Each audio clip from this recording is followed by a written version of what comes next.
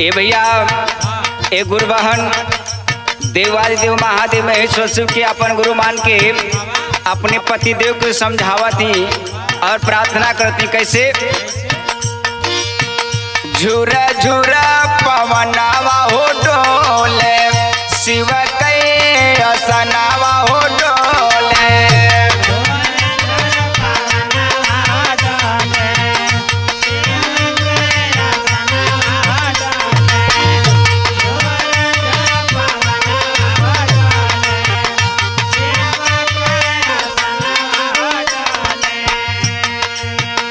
झुरा झुरा पवनावा हो डोले, शिव के असनावा हो डोले। सुनाए सैया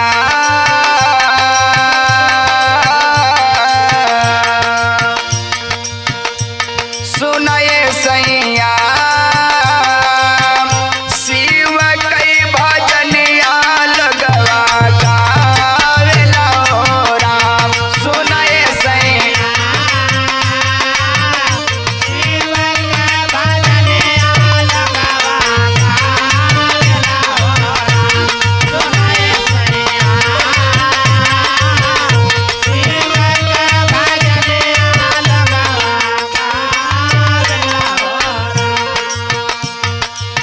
बतावत है कि स्वामी चारों तरफ गुरु का चर्चा होत बा, महादेव से बड़ा गुरु केहू ना बा।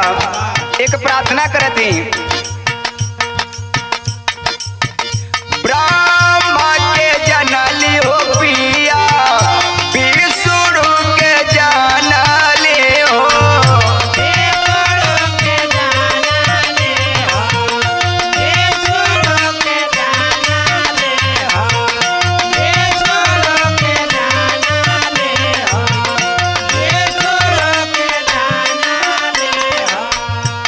गुरु महादेव जी के आपन हम मानले हो।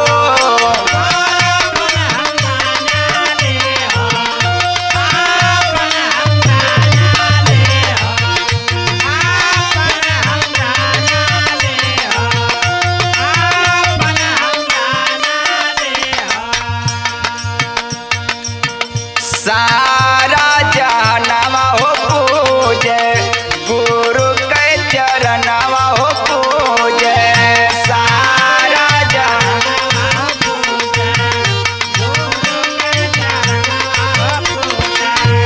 सारा जहनवा पूजे, गुरु के चरणवा पूजे। सुनाए सैया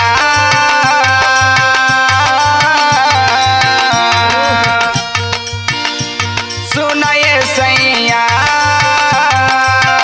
शिव के भजनिया लगवा गावेला हो राम। सुनाए सैया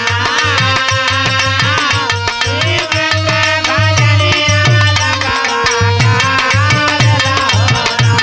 सुनाए सैया शिव के भजनिया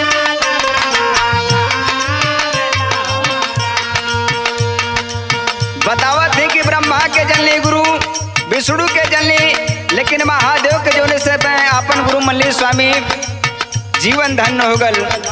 और बतावत है गुरु के विषय में। गुरु के चरनिया में स्वर्गवा का सुखवा हो।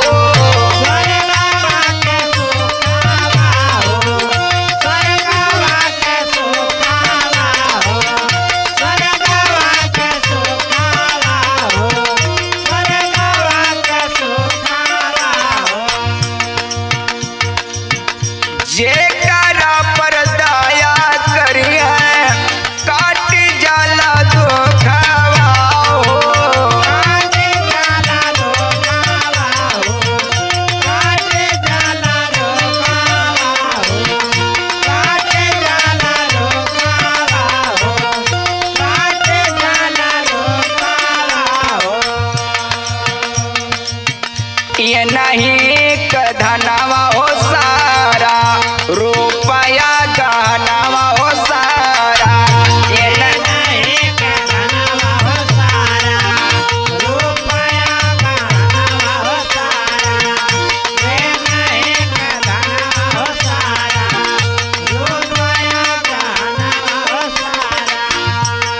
सुनाए सैया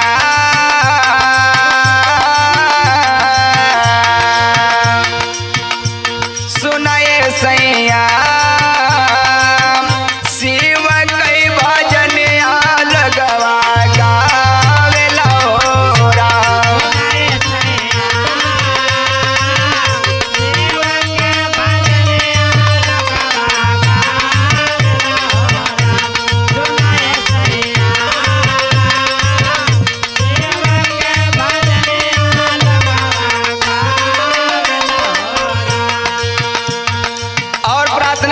स्वामी अबो से शिव के अपन गुरु मानला नताई जवानी के कोनो भरोसा ना कब के कर कैसे मौत हो जाए। सब दिन रहे ना ऐसन जवानी आओ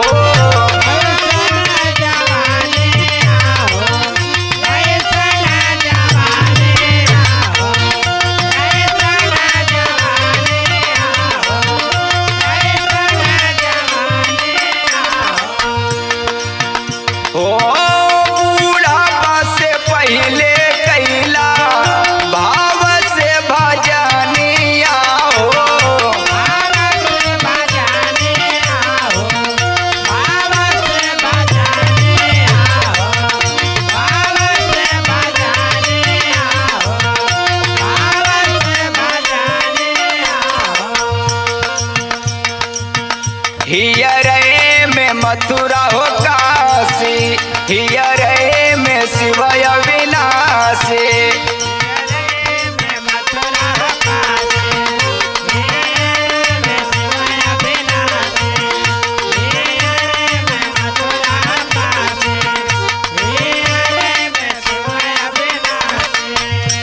सुनाए सैया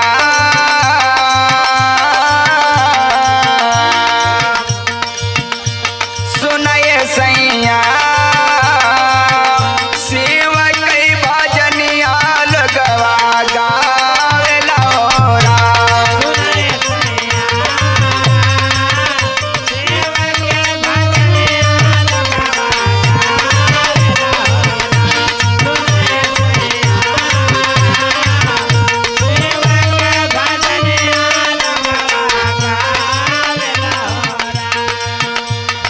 जौने समय गुरुबहन अपने पति देव के बतौली गुरुबहन के बात सुन के उनका पति देव शिव के अपन गुरु मल्ले हैं और जो समय शिव के अपन गुरु मल्ले तो दोनों प्राणी शिव के भक्ति भाव भजन में लीन भइले और 3 सुख के पालन करत बाटे। कैसे पहिले में दाया मनिया पानी के भिखारिया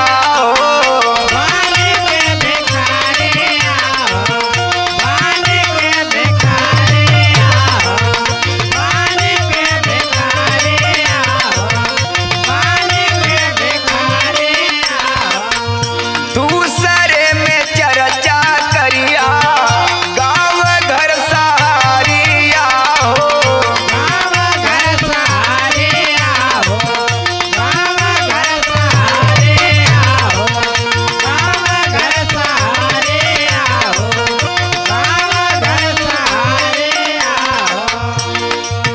नमः शिवास नमनवा तीसरे में करिया बिहनवा